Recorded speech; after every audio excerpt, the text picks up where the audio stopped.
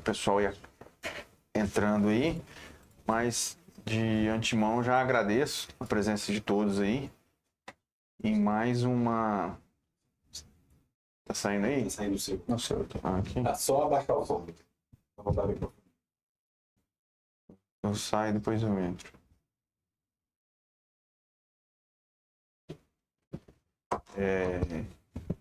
Agradeço vocês a presença. Estamos aqui mais um curso, né, da Associação Médica, em parceria com a Cursar Treinamentos e a Serem, né, que dá esse apoio para a gente estar fazendo aqui.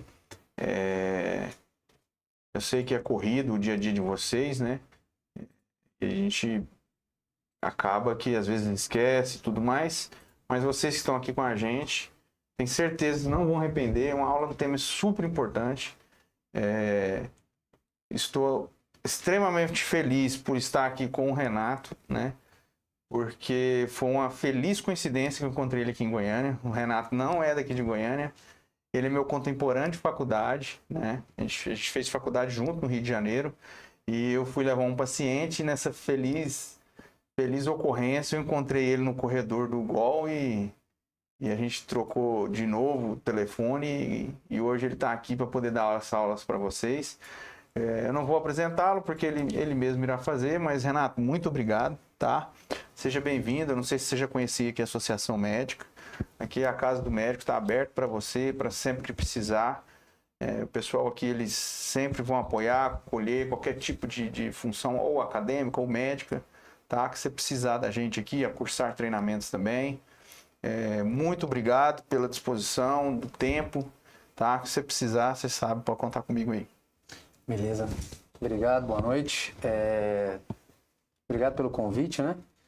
Isso que o Leandro falou foi uma feliz coincidência e eu agradeço, gostei muito da estrutura. Eu não conheci de vir aqui direto, mas a estrutura é excelente e eu vi que as aulas, os ensinos vai acrescentar muito às pessoas e os alunos, principalmente, né? Hoje a gente veio falar, então, da síndrome coronariana aguda na sala de emergência, né? Eu sou Renato Moraes Araújo, formei como cirurgião geral, depois eu fiz cirurgia cardiovascular, sou membro especialista pela Sociedade Brasileira de Cirurgia Cardiovascular e não temos conflito de interesse para essa apresentação, tá?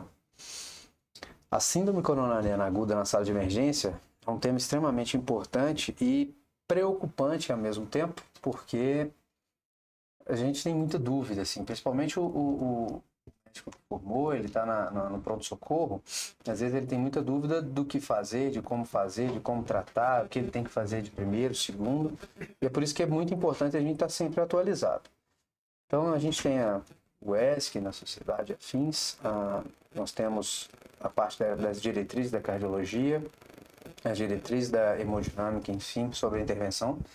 Temos o livro, né, de angioblastias, que mostra muito, isso foi tirado, o livro de cirurgia cardíaca e o Brauard, que é o tratado das cirurgias das doenças cardiovasculares. Nesse momento eu vou agradecer também, antes da gente continuar, um hemodinamicista amigo nosso, que nos cedeu as imagens do que eu vou apresentar, e um grande parceiro nosso da equipe, o Dr. Frederico, né?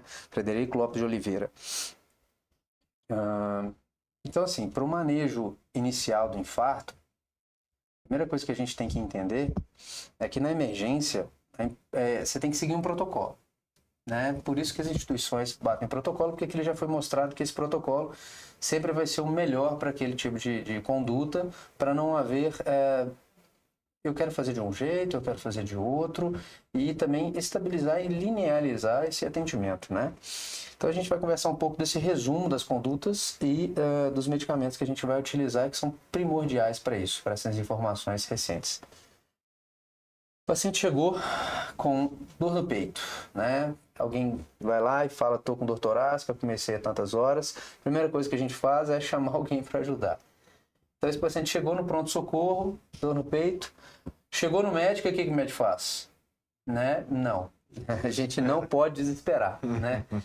Então, a ideia é que a gente tenta entender, né? A dor torácica, então, no protocolo que a gente vai seguir, A dor torácica, ela é um sintoma muito frequente para qualquer outro e tem diversas informações e diversas doenças associadas. Então, nas unidades de emergência, vai constituir-se então um possível sinal de alerta para as doenças com risco iminente de morte, né? E a maioria desses pacientes é internado para avaliação de uma possível síndrome de coronária aguda, e isso vai gerar muito custo hospitalar. Então, o paciente que chega no pronto-socorro, qual que é a ideia? Não é internar esse paciente, é resolver o problema e ver o que está acontecendo, porque senão não pode não dar tempo ou gerar um custo excessivo, tá?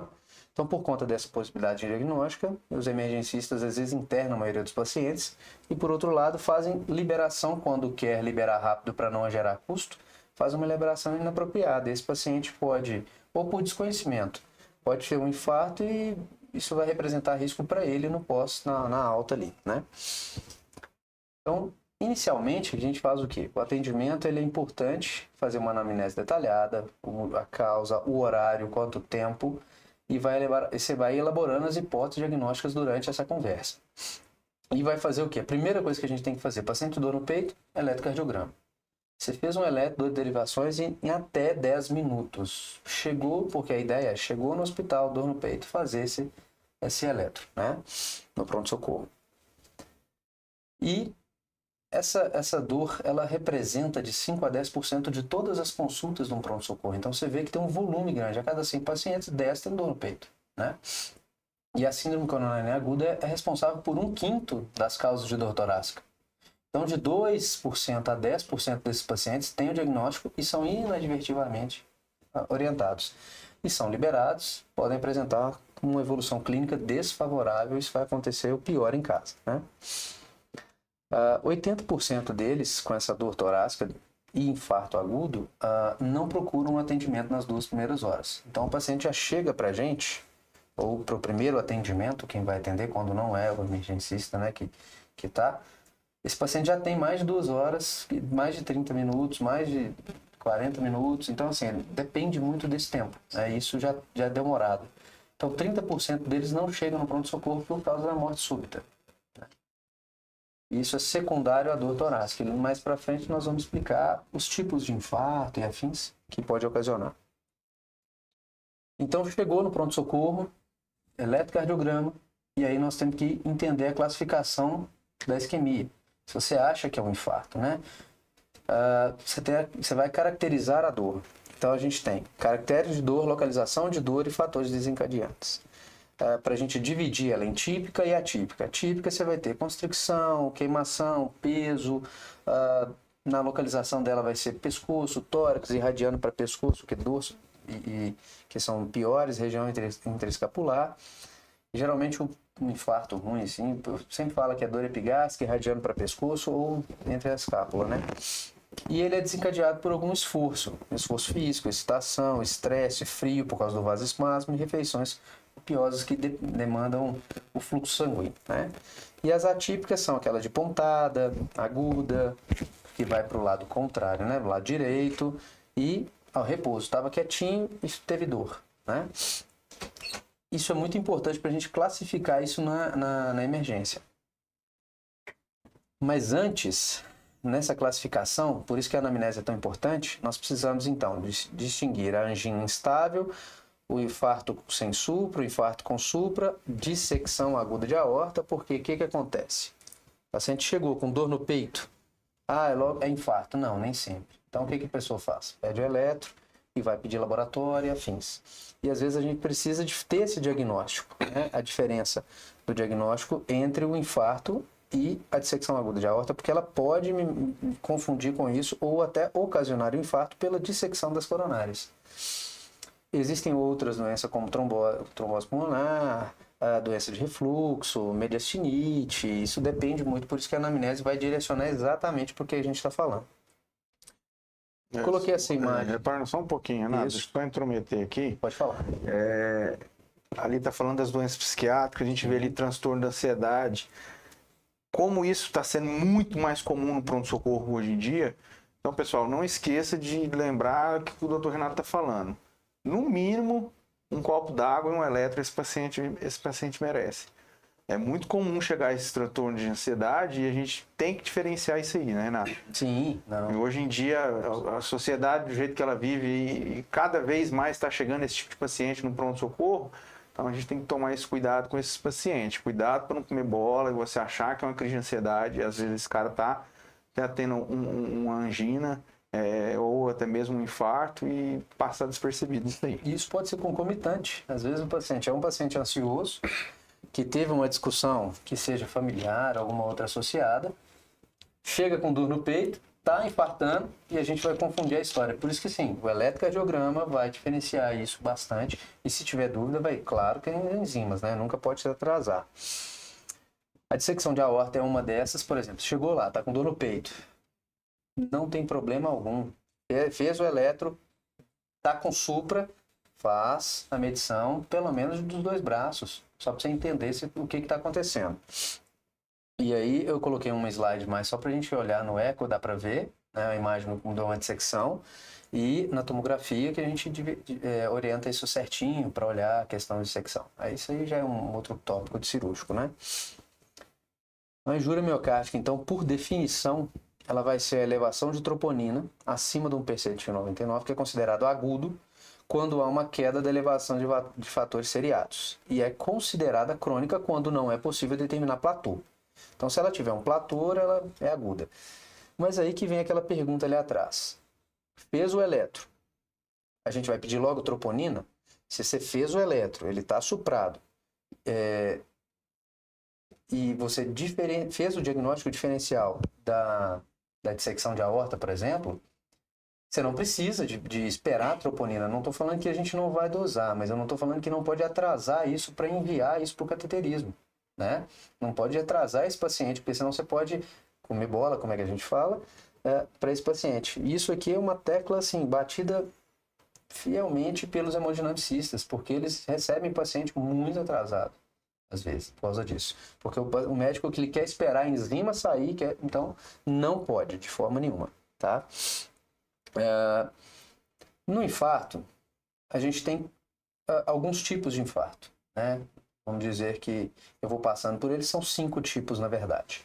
Só mais uma interrupçãozinha, desculpa. Não. Pessoal, for tendo dúvida, tá? Que à medida que o Dr. Renato vai evoluindo, pode mandar no chat, que o Maurício está ali atento. O Maurício é o nosso TI aqui, que dá o apoio pra gente, tá por trás das câmeras, você já conhece ele, quem acompanha nossos cursos já mostrei ele aqui. Pode mandar que ele para lá e fala pra gente, a gente responde aqui. E aí, nesse infarto, nós temos alguns tipos de infarto, né? O infarto miocárdio tipo 1, ele é um infarto que a gente mais clássico, vamos dizer assim.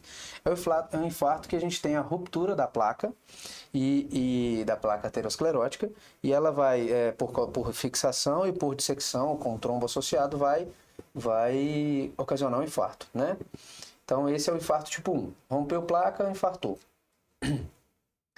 Para a gente conhecer os tipos de infarto, a gente só coloquei essa imagem também, cedida para o colega, para a gente poder entender a progressão desse tipo de lesão, né? Então, a primeira década, a lesão é estriada, adiposa, vai tendo um acúmulo. Então, da lesão inicial até para complicada, pode levar alguns anos. Então, a gente está vendo que na primeira década, terceira década e quarta década tem um longo tempo. Isso vai depender muito do desenvolvimento, das manifestações clínicas e do estilo de vida que o paciente leva também, associada a questões da própria doença. Então você tem estriado adiposo, ateroma, até chegar nessa lesão complicada, tá? O infarto do miocárdio tipo 1, é só para citar a gente, que mais algumas coisas aqui, que rompeu essa placa, ela vai obstruir e aquele território obstruído ele vai começar a isquemiar. Então a gente classifica esse tipo de lesão. No tipo 2, ele muda um pouquinho. É mais você tem a aterosclerose, e aí diminui a demanda do oxigênio, porque o tipo 2 ele é o desbalanço desse fluxo de oferta e procura do tecido, né, em si. Então a gente vai ter o vasoespasmo, que vai diminuir a quantidade de fluxo que está passado por ele. Você tem a dissecção da própria coronária, que diminui o fluxo do sangue, e a própria demanda, que é o desbalanço que a gente fala do fluxo de oxigênio, né? Aqui no tipo 2 tem contextos assim, são dois, ou ele é segundo por outros processos, ou ele é a primária. E quando é os mecanismos desse oxigênio, aí você tem vários. Você tem tipo da arteriosclerose, você tem a coronária espasmo, que eu já citei, ou embolia, a gente tem a dissecção da coronária. E assim, são vários fatores que isso é mais para a gente entender depois, ou especialista entender isso, né? O diagnóstico de critério de Minoca é mais eu queria citar isso aqui, que ele é mais por exclusão. Então, assim, o que é o Minoca? O que a gente precisa saber do Minoca? Ele tem várias formas e dois tipos, assim, para ser específico, outra com algumas formas associadas. E esse quadro que constrói ele toda essa discussão para poder chegar nesse critério. Ou seja, é de exclusão total. Só que para eu explicar isso, não vou explicar. Não, porque isso aqui é mais para o especialista resolver. E na sala de emergência a gente tem que entender o que tem que ser feito, que é o eletro, diferenciar o tipo de infarto e quando que a gente tem que mandar ele para angioplastia ou quando não tem que mandar, ou quando a gente vai tratar ele com fibrinolítico. O Minoca aqui, o que a gente tem que saber? Que o infarto ele é uma ausência de obstrução, na verdade, e do tipo 1 é quando é uma trombose no local, e tipo 2 é quando ele tem um vasoespasmo ou está dissecado, que a gente faz essa classificação. No mais, é isso que tem que saber para ele, né? O infarto tipo 3 é aquele infarto que você vai pegar quando vai atender o paciente. Na verdade, ele não chega no hospital. É um infarto de morte súbita, né? O pessoal fala fulminante. Que é o infarto fulminante. Esse daí não chega para a gente atender, geralmente, né? E nós temos o tipo 4, periprocedimento, que foi fazer uma angioplastia ou logo após a angioplastia reinfartou, né? E o tipo 5 é propriamente dito da cirurgia, mas eu não vou nem citar porque cirurgião, como eu brinquei com um hemodinamicista colega meu que é agora o Fred, cirurgião não é. E ele é após angioplastia do tipo 4 e pacientes da injúria miocárdica detectada por elevação de troponina, geralmente de 3 a 6 horas pós o procedimento, e vão apresentar imagem positiva, né? Aqui são as áreas e denominações para a gente aprender um pouquinho sobre aonde que é o infarto e qual é a artéria culpada por causa daquele eletro que a gente pediu. Então o eletro é tão importante porque a gente consegue ver isso tudo, né?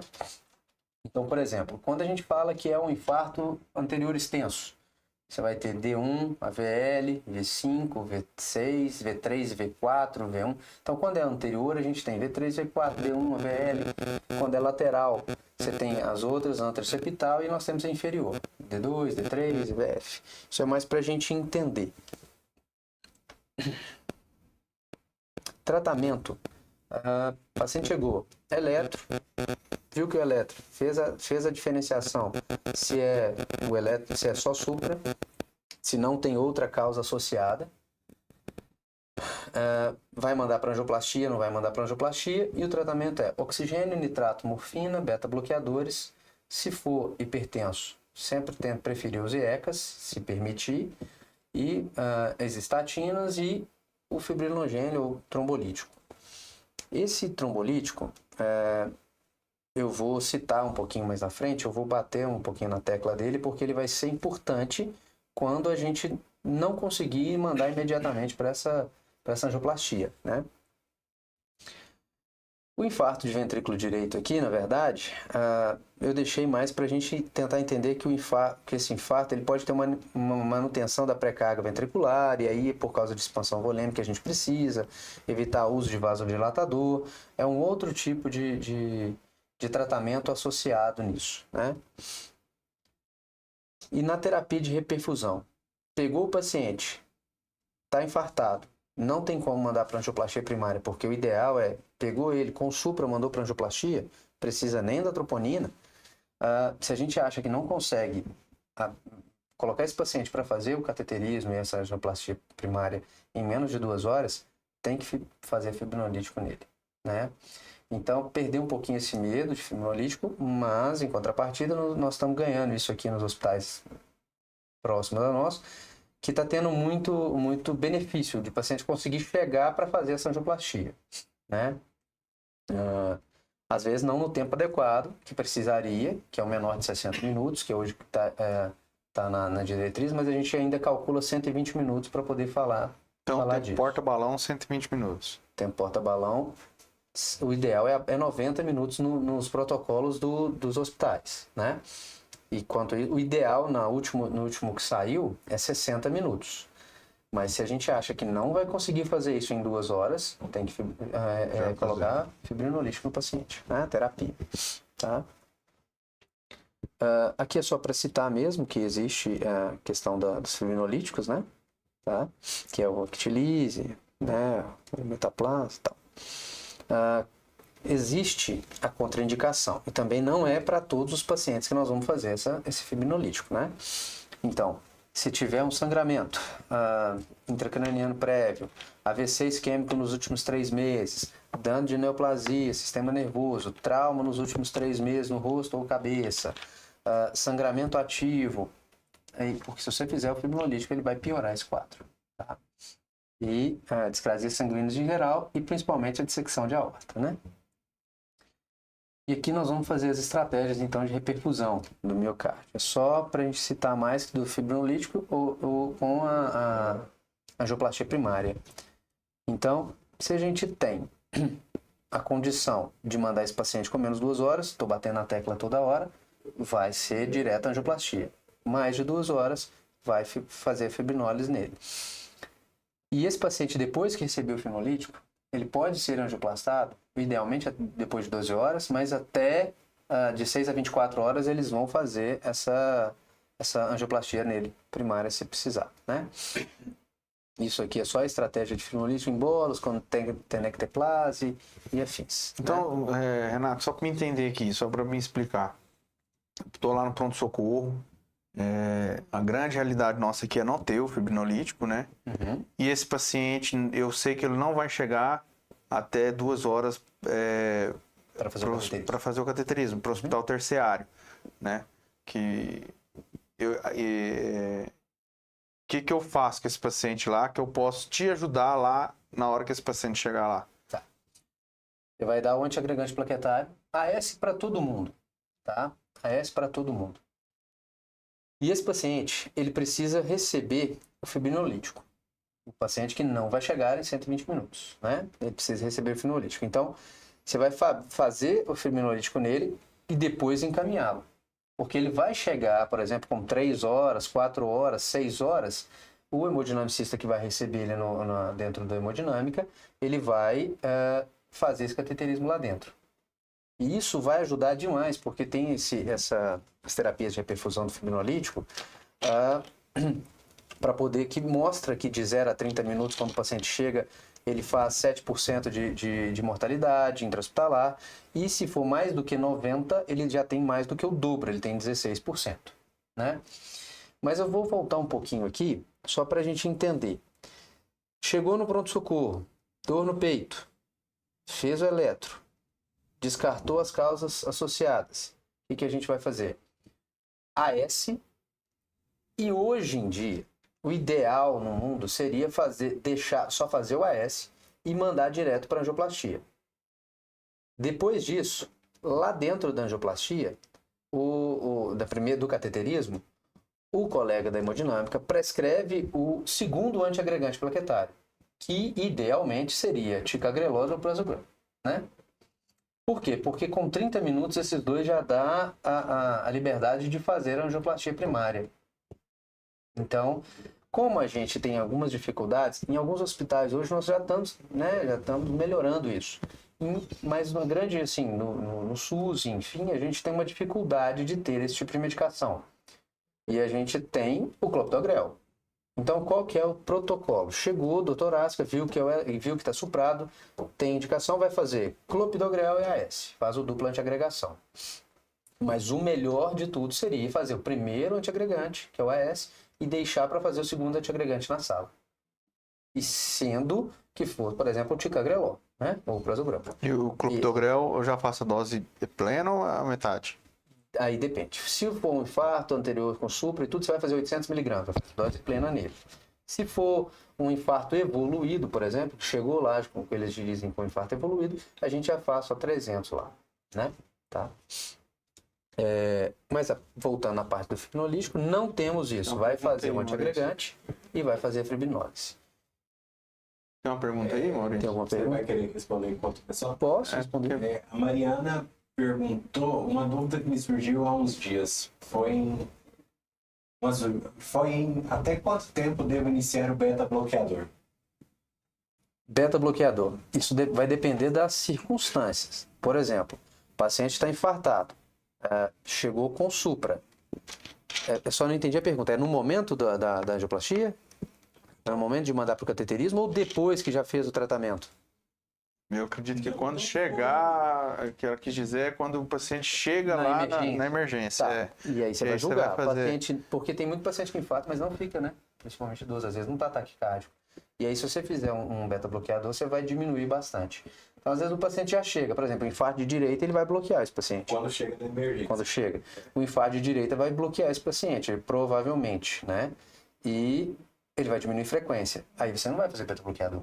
Você vai tratar como a causa dele, né? Então, você não pode generalizar. Agora, o que a gente generaliza para o paciente é o antiagregante plaquetário, os exames que tem que ser pedido, por exemplo, o eletro e diferenciar do tipo de doença. E aí, desse eletro, se for um supra, a gente vai mandar para o CAT. Se não for supra, esse paciente vai fazer um cateterismo, mas não na emergência agora, né? E aí vai receber a dose de antiagregação.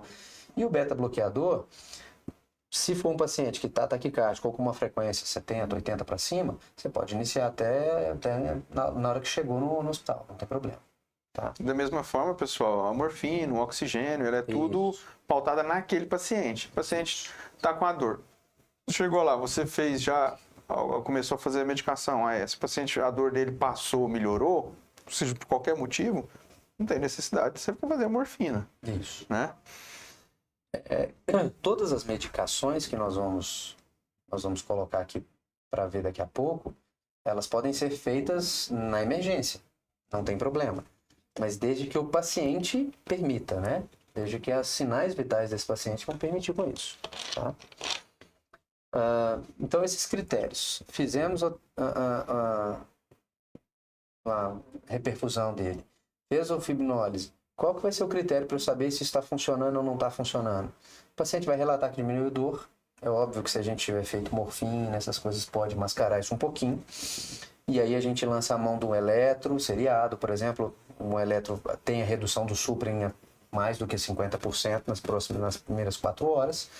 Uma arritmia de reperfusão, isso pode acontecer, porque às vezes a artéria fechou, ocluiu, você vai e abre ela, ou seja, você coloca fluxo para uma musculatura que estava sofrendo. Isso pode ocasionar uma arritmia de reperfusão. E pico precoce das enzimas.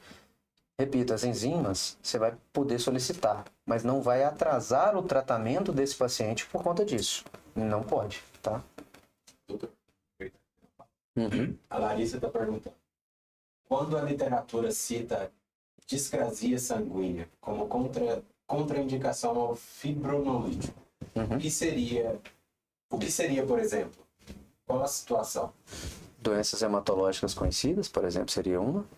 E o paciente com um RNI alargado, por exemplo. O paciente hepatopata, ele tem um RNI de 5, 6, ou o paciente que usou uma medicação, por exemplo, um anticoagulante prévio, e tem um exame alterado.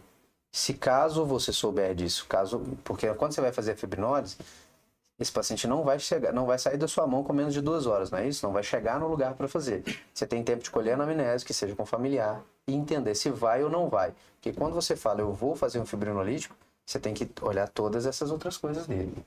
Né? Perguntar se ele teve trauma ou não, e isso aí você vai colocar na balança. Vale a pena eu colocar um fibrinolítico nele ou não vale? Se valer a pena, você vai escrever que fez o fibrinolítico, por favor, na hora de encaminhar esse paciente. E se não valer a pena, também manda para o colega que vai receber, é legal, por que você não fez? Isso é de bom praxe também, a gente receber sabendo por que não foi feito. E o que é interessante nessa questão do fibrinolítico, pessoal, é vocês saberem que perdeu o medo de fazer, né, Renato? Perdeu o medo. Lembrar das complicações que ele citou aqui, então, mas eu tenho que decorar a complicação?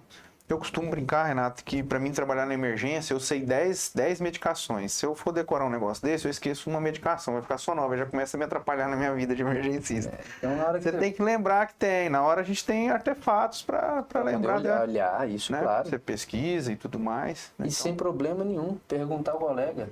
Ligar para alguém que consegue, como é que eu vou fazer isso? Isso não é problema com ninguém.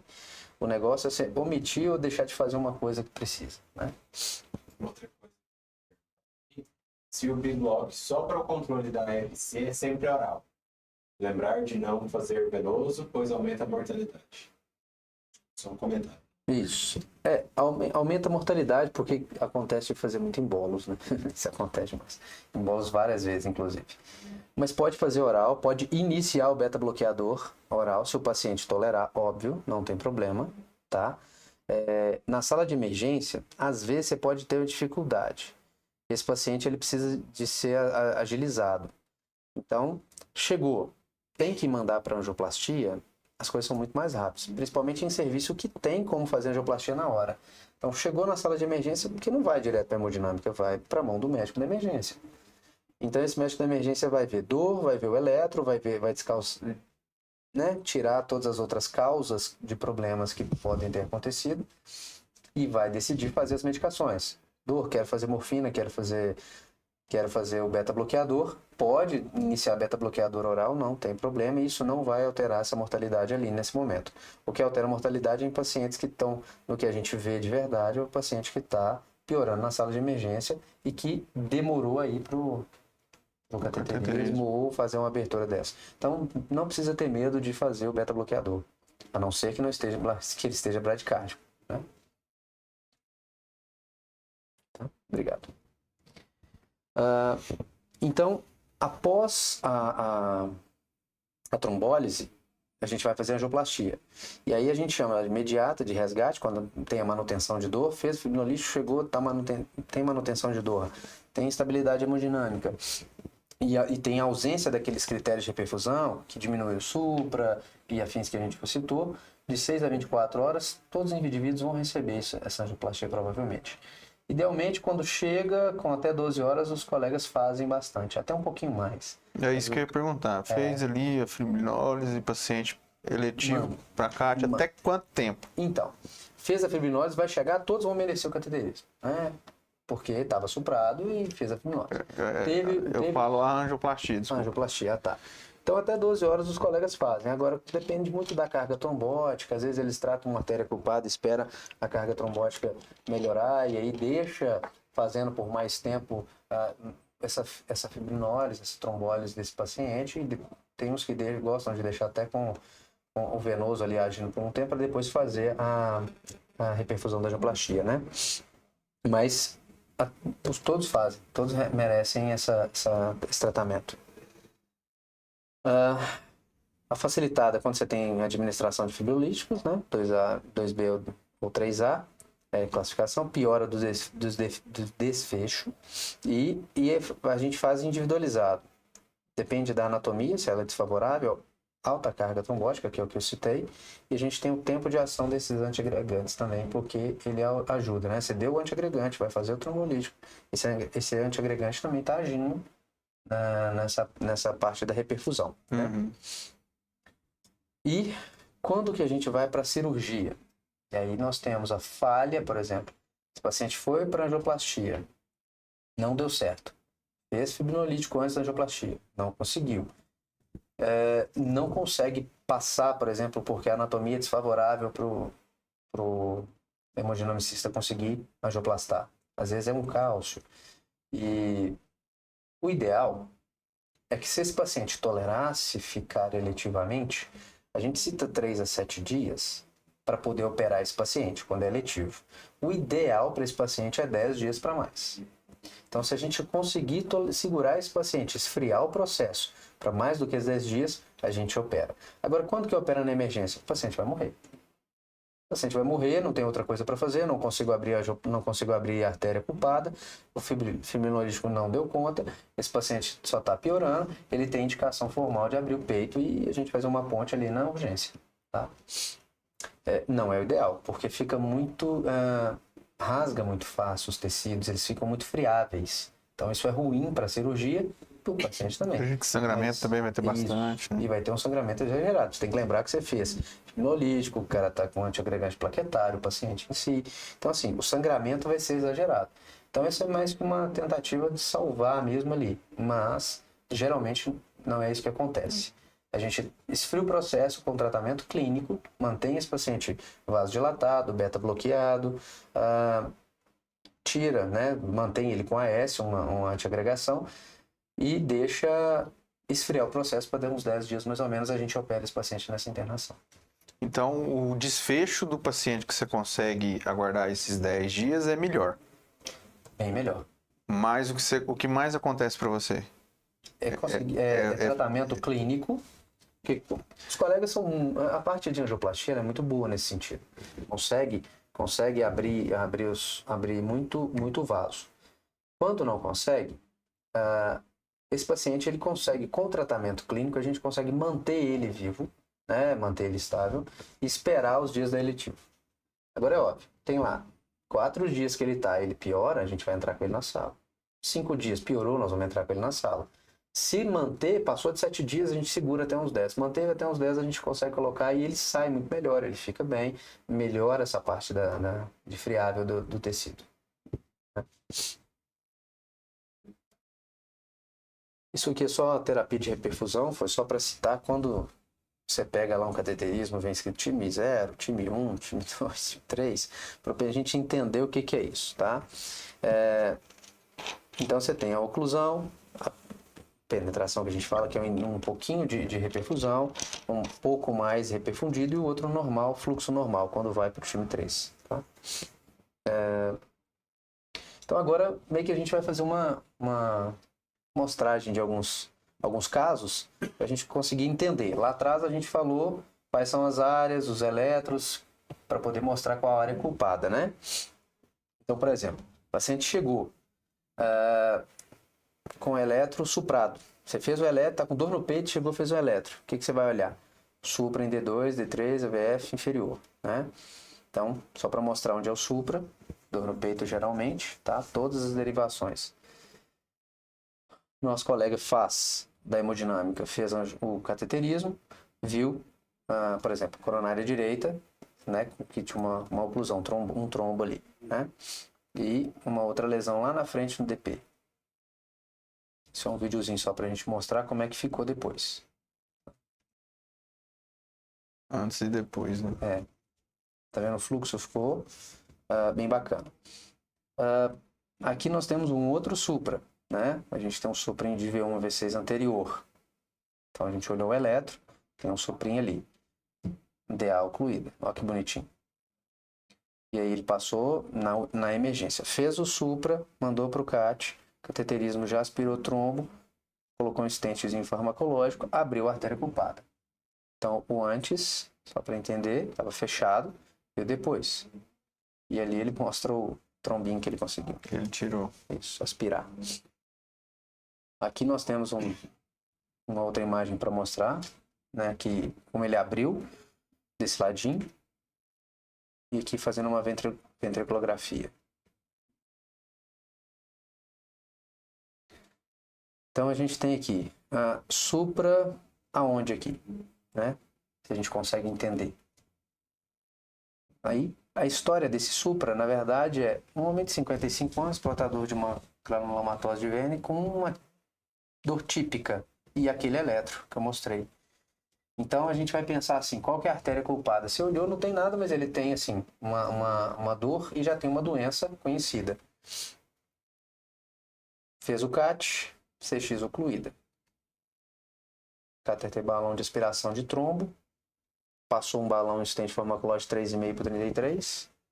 CX voltou, bonita. Quantidade de trombo que tinha. Então a resposta era artéria circunflexa. Esse é o antes e o depois dela. paciente chegou, dor torácica, com esse eletro no pronto-socorro. O médico pediu e passou isso. O que a gente faz? É um supra, EVF, infra e anterior extenso. Primeira coisa que o médico vai fazer, na hora que ele identificou, chamar alguém para ajudar, vai descabelar, desespera.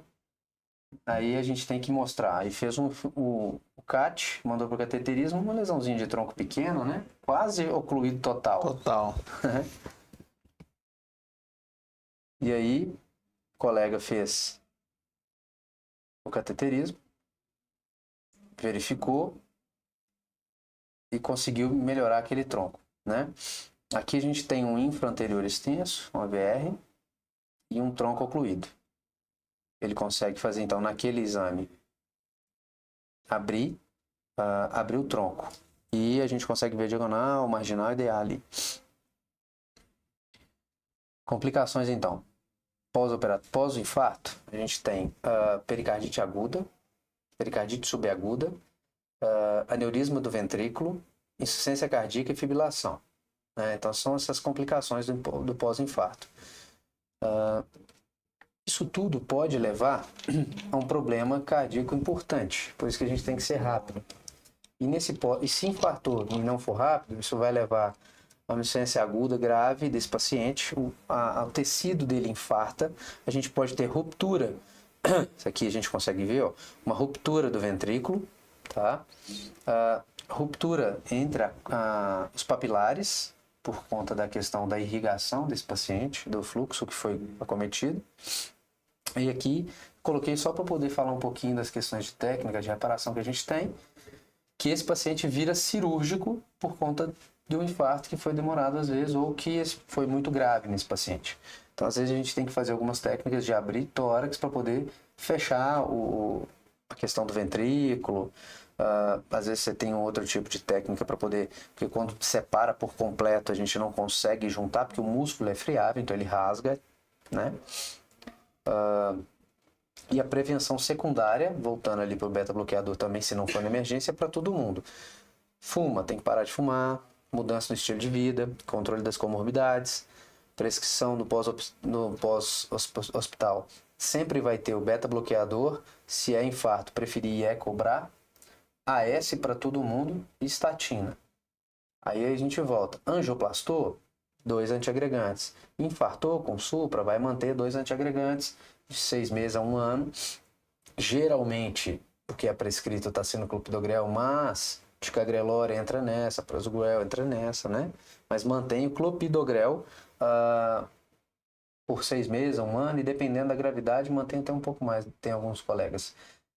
E para outras cirurgias, a gente consegue suspender, tem trabalho mostrando que o clopidogrel mesmo em útil pode se suspender após 30 dias para poder a gente operar esse paciente, alguma coisa. Porque antes era 3 meses, antes era 6 meses, e aí já tem trabalho mostrando que com 30 dias a gente consegue suspender o clopidogrel para poder operar ou fazer alguma outra coisa. Tá? Isso aí eu só quero agradecer, acho que era isso que eu tinha para falar. Se tiver mais alguma pergunta para a gente conversar, eu vou deixar meu nome com o telefone e e-mail se precisar. E no Instituto da Cirurgia Cardíaca nós temos a cirurgia, tem o Instagram da Cirurgia Cardíaca e tem o telefone da Cirurgia Cardíaca aqui embaixo. Se precisar de alguma coisa, pode ligar também, nós temos atendimento lá, pedir para conversar com a gente, não tem problema. Isso aí. Alguma dúvida aí, Maurício? Não. Tem só um comentário que cirurgia é para tratar as complicações do CIV. Da parede livre, insuficiência e aorticais graves. É um comentário que jogaram por aqui. Quem que fez? Tem um nome aí? Não tem o nome, ele não colocou o nome. Ah, tá. Porque o pessoal do curso da associação tem um grupo. Depois você pode disponibilizar os elétrons para a gente jogar lá para eles. Se o Frederico permitir. Sim, também eu falo com o Fred. As angioplastias, o pessoal veio e treinar e discutir lá no grupo lá. Mais uma vez, brigadão. À disposição, eu sei a correria, né? Sua, nossa aí, no dia a dia. Pessoal, espero que vocês tenham pegado o código e tomar cuidado com essas dor torácicas em pronto-socorro, né? Um eletro, um copo d'água não nega ninguém, né? lembrar das complicações, lembrar do tratamento, né? Tentar encaminhar esse paciente o mais rápido possível, né? Na onde eu trabalho no SAMU em Aparecida tem um protocolo supra, então lá está um tempo porta-balão muito rápido.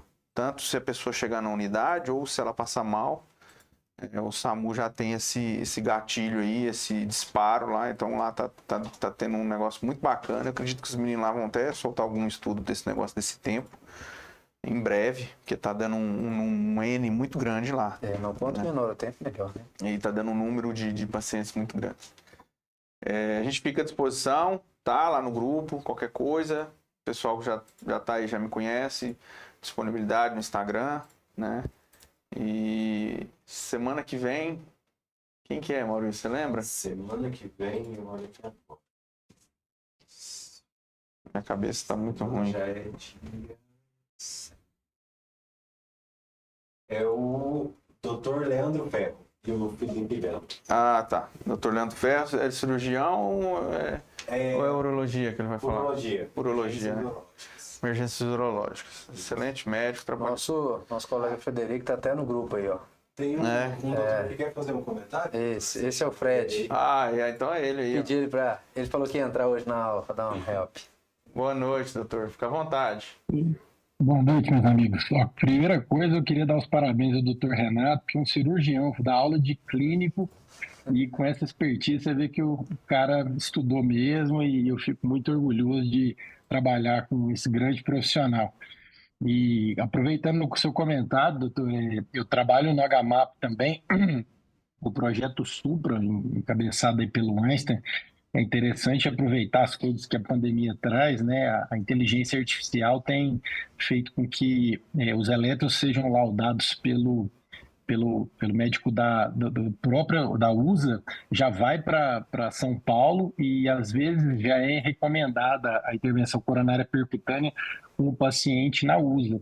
Teve uma paciente que eu atendi lá no HMAP, que ela chegando na drogaria para comprar o Isordil, ela teve uma síncope, né? Provavelmente aí por conta de uma fibrilação, um ataque cardioventricular. E o colega do SAMU, no eletro, mandou para São Paulo e eles já recomendaram levar direto para o HMAP.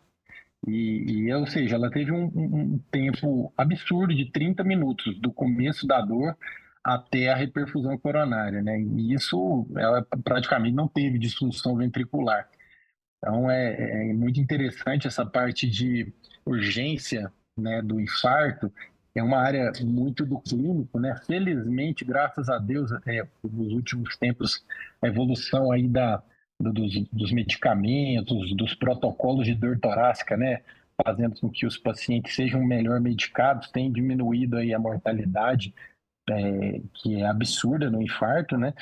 E, consequentemente, as disfunções ventriculares, né? Os medicamentos que o Dr. Renato falou aí, a gente, né, sempre objetivo para diminuir a disfunção ventricular.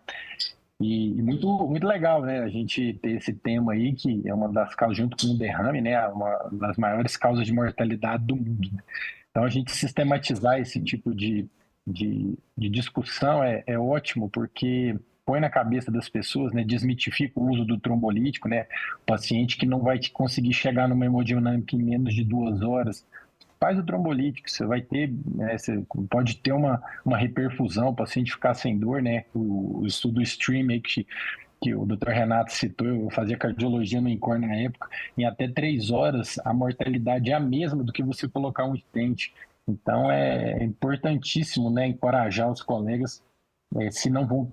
Porque às vezes o paciente infarta no interior, ele fica lá 2 dias numa UPA com a artéria fechada, aí a gente só vai tratar insuficiência cardíaca, né? Mesmo que a gente faça uma excelente angioplastia, o ventrículo já vai estar disfuncionante e infelizmente é pior para o paciente. Então, parabéns pela iniciativa. O Dr. Renato me convidou para assistir aí e eu fiquei muito orgulhoso aí de um cirurgião da aula de clínica. Deus abençoe de eu nunca precisar, como clínico, dar uma aula como cirurgião, porque ele deixou o sarrafo muito alto. Mas parabéns aí pela iniciativa e quando vocês precisarem também estou à disposição. Trabalho junto com o Dr. Renato aí, trabalhava junto com ele no UGOL, mas a gente trabalhou nos hospitais particulares de Goiânia. Estamos à disposição. Tá bom, pessoal? Um abraço, parabéns. Obrigado, Fred. Obrigado, doutor. E pode ter certeza que eu precisando aqui, eu vou pedir mesmo, viu? Porque, como diz aqui, é todo mundo. A ideia é justamente essa, né? Porque nosso estado é muito grande e o paciente ele fica muito tempo para chegar aqui no terciário, né? Sim. Já houve, uns tempos para cá, essa descentralização, né? Mas mesmo assim o paciente fica muito tempo perdido nesses hospitais do interior e como eu trabalho muito nessa área de resgate pelo SAMU, pelo Centro de Operações Aéreas, a gente realmente acaba buscando paciente, igual o doutor falou ali, há 2 dias que, né, pouco vai poder se fazer. A intenção é justamente essa, da associação. Discutir e ensinar o básico, né, para os colegas, para eles poderem dar um norte melhor, uma sobrevida e tá melhorando a vida dos pacientes. Então pode ficar tranquilo que em breve será convidado para dar uma aula aqui com a gente, com certeza, tá? De cirurgia, viu, Fred? De cirurgia. Mas foi bom, porque eu fiquei mais lisonjeado ainda de saber disso, porque o Renato aceitou de pronto, né? Então, em momento algum ele refugou isso aí, não. Apesar que eu lembro de ter falado se ele gostaria, né? Mas é bom que mostra que todos nós temos que saber um pouco de tudo, né? Não precisamos apenas saber a nossa área, porque nossos pacientes precisam de médicos, né? Obrigado, pessoal. Depois nós vamos disponibilizar lá no grupo lá os eletros e as angioplastias para vocês verem direitinho, porque nosso tempo aqui é curto, a vida de vocês é corrida, e então nosso propósito aqui realmente é esse, passar para vocês saberem que tem e aí continuar os estudos aí, né? Com certeza esse aqui é um tema de uma aula aí de uma manhã toda, né?